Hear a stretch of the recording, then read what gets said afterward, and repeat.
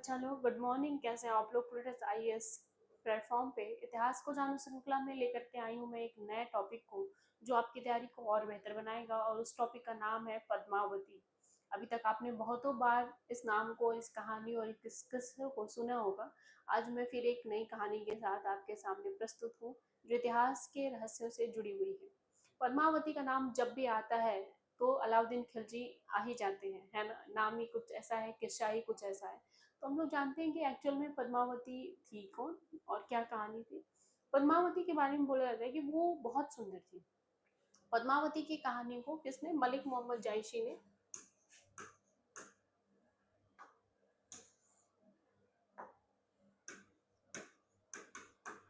मलिक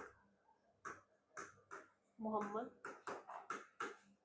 मलिक मोहम्मद जायसी ने अपनी पुस्तक पद्मावत में लिखा उन्होंने। ठीक है।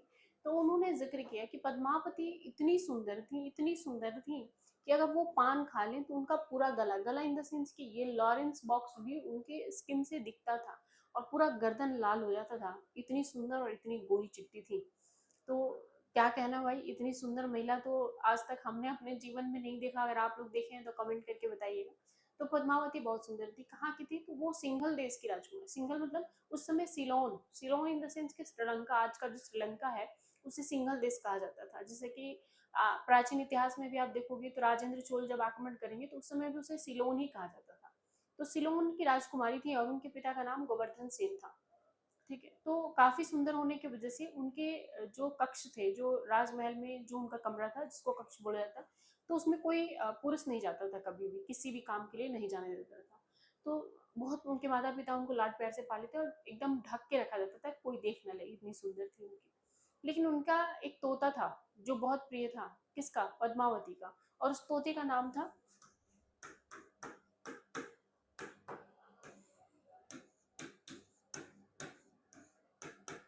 ठीक है, तोते का नाम क्या था? हीरामन था। ठीक है, उनका जो तोता था उसका नाम हीरामन था। तो बहुत लगाव था पद्मावती को उस तोते के साथ। तो अक्सर बातें किया करती थी। एक दिन राजा को, यानी उनके पिता को, गोवर्धन सिंह को पता चल जाता है कि ये तोता बात करता है, और बात करता है तो करता है, ये मेल है। और इसकी वजह से राजा बोल देते हैं कि हम इस तोते को, जब पद्मावती सोई रहेगी तो हम इसे मरवा देंगे। पद्मावती की दासी रहती है इरना।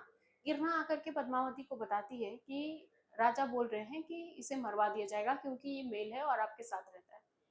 पद्मावती को इतना मोह था, जब हम कोई जानवर पालते हैं तो हमें उससे लगाव तो हो ही जाता है। तो पद्मावती को इतना मोह था उस तोते से कि उन्होंने क्या किया, उस तोते को उड़ा दिया। और तोता उड़ करके, ठीक है, आ करके सीधे कहाँ पहुंचा बताइए? राणा रतन सिंह के पास।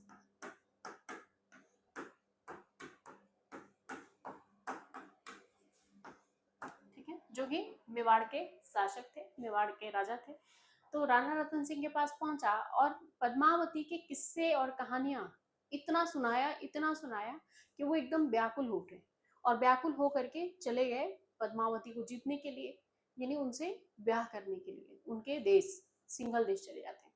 और जब वहां जाते हैं तो उनसे विवाह करने के शर्त रखते हैं। तो उस समय उनके पिता उनको कैद कर लेते हैं। फिर उनके राणा रतन सिंह के दरबार में एक गवैया था, जो गाना वाना गाता था, इस तरह की काव्य शैली वगैरह करता था, कविताएं वगैरह सुनाता था। पहले के राज दरबार में जनरली होते थे। तो वो उसे जाकर के वो बताते हैं कि ये कहीं से कोई आम आदमी नहीं, बल्कि ये एक देश के राजकुमार हैं, राजा हैं। तो फिर पद्मावती और राणा रतन सिंह का विवाह हो जाता है। वो चली आती है मेवाड़। लेकिन इनकी सुंदरता के चर्चे दूर दूर तक थे।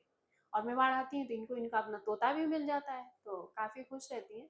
फिर उसके बाद से ये होता है कि एक बार ये ऐसा होता है कि वो गवैया गाना गाता रहता है और पूरा राज दरबार सजा रहता है, और रानी की तारीफ में कुछ बोल देता है। इस पे राणा रतन सिंह गुस्सा हो जाते हैं और उस गवैया को मारने का हुक्म दे देते हैं। गवैया अपनी जान बचाने के लिए जंगल चला जाता है, और अपने प्रतिशोध का बदला लेने के लिए वो उसी जंगल में बैठ के गाना गाता है जहाँ पे अलाउद्दीन खिलजी शिकार खेलने के लिए आया करता था। अलाउद्दीन खिलजी जब कई दिन हो गए, ऐसे बीत गया, और 4-5 दिन बाद अलाउद्दीन खिलजी की मुलाकात उस गवैये के साथ होती है, जिसके साथ वो तोता भी रहता है। और इतनी बखान करते हैं दोनों मिलके सुंदरता की, पद्मावती की, तो खुश हो जाता है। अब अलाउद्दीन खिलजी को व्याकुल कर देता है पद्मावती की सुंदरता, और इसी इसमें उन्होंने आक्रमण किया अलाउद्दीन खिलजी ने राणा रतन सिंह पे, मेवाड़ पे। 3 महीना के घेरा डालने के बाद कोई हल नहीं निकला, तो अलाउद्दीन खिलजी ने सुलह के लिए एक पत्र भिजवाया, जिसपे राणा रतन सिंह मान गए, क्योंकि उस समय इन लोगों का बोलबाला था, तुर्कों का बोलबाला था। तो तुर्क अफगानी जितने भी आए, वो उनका वर्चस्व हुआ करता था। तो राणा रतन सिंह मान गए कि चलो ठीक है, संधि कर लेते हैं। और इसी उपलक्ष्य में एक भोज का आयोजन किया गया, किसके लिए? अलाउद्दीन खिलजी के लिए दावत पे बुलाया राणा रतन सिंह ने। और मेवाड़ का जो किला था वो ऐसे बनाया गया था कि उसमें जरूरत की हर वस्तु मिल सके, बाहर जाने की जरूरत नहीं थी। इसलिए 3 महीने तक घेरा डालने के बावजूद भी अलाउद्दीन खिलजी के घेरा डालने से मेवाड़ के लोगों को, उसके अंदर के लोगों को कोई फर्क नहीं पड़ा, क्योंकि जरूरत के सारी चीजें उस किले के अंदर मौजूद थी।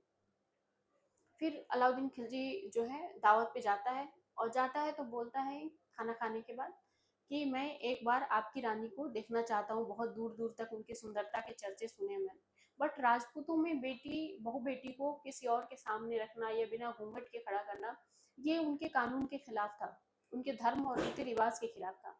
इसको लेकर के राणा रतन सिंह मना कर देते हैं। लेकिन अलाउद्दीन खिलजी के गुस्से को तो सब जानता था, यहाँ से लेकर के उत्तर से लेकर दक्षिण अभियान तक किया मलिकाफुर के सहयोग से, है ना। तो फिर ऐसा होता है कि वो जाके बात करते हैं पद्मावती से, और पद्मावती बोलती है कि हम डायरेक्टली ना मिल करके, उनकी गैलरी होती है राजमहल के ऊपर, उस गैलरी में खड़े होंगे, सामने शीशा रहता है, उस शीशे में हम अपना प्रतिबिंब दिखाएंगे। अलाउद्दीन खिलजी तैयार हो जाता है। तो उसके बाद से जब वो पद्मावती को देखता है तो सच में देखते रह जाता है, और एकदम उसकी आंखें भौचक्का रह जाती हैं उसकी सुंदरता को देख के, पद्मावती के। फिर उसके बाद से ऐसा होता है कि, होता है ना कि खाना खाने के बाद लोग गेस्ट को बाहर तक छोड़ने जाते हैं, तो फिर अलाउद्दीन खिलजी को लेकर राणा रतन सिंह बात करते करते छोड़ने जाते हैं। कब वो किले के आखिरी द्वार को पार कर देते हैं, 7 द्वार, ऐसा बताया जाता है कि मेवाड़ के किले में 7 द्वार थे राजमहल तक अंदर पहुंचने के लिए। 7वें द्वार को कब राणा रतन सिंह पार कर देते हैं उन्हें पता ही नहीं चलता है, बातों में इतना मशगूल हो जाते हैं।